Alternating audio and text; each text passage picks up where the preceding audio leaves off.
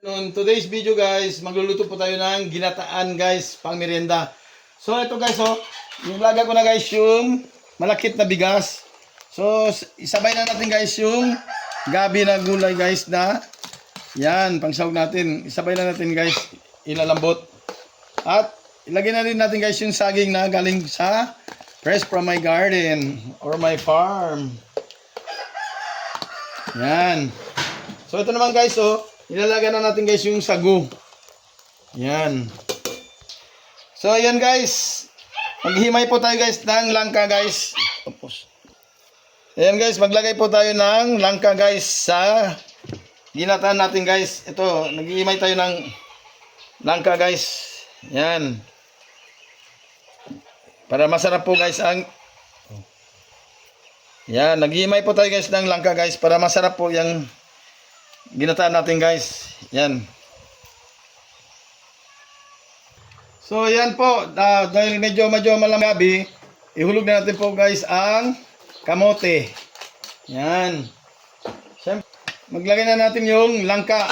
Yan, yung jackfruit para masarap.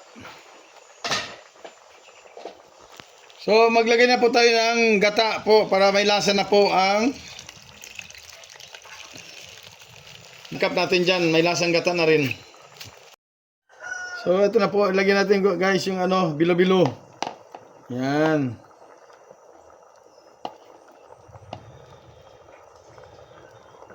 Yan na po ang bilo-bilo natin guys. Iwalay natin isa-isa guys para hindi dikit.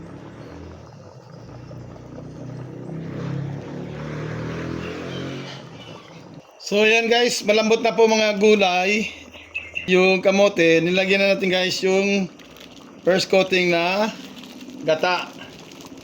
Yan, super yummy na yan talaga guys. So imekos-mekos natin guys para mag-concentrate na talaga ang gata. Wow, very special na talaga guys. Na po tayo guys ng sugar. Kalating kilo lang muna. Guys, maglagay na po tayo guys yung buko. Yan. Ginataan na may buko guys. Yan, ang sarap-sarap niyan. So, yan guys, luto na po ang ginataan natin bilo-bilo guys. Yan po guys, may gabi, may kamote, may saging, may buko, may bilo-bilo na yung may langka, jackfruit. So yun gabi natin guys na merienda. Yun lang guys. Bye bye. Thank you for watching.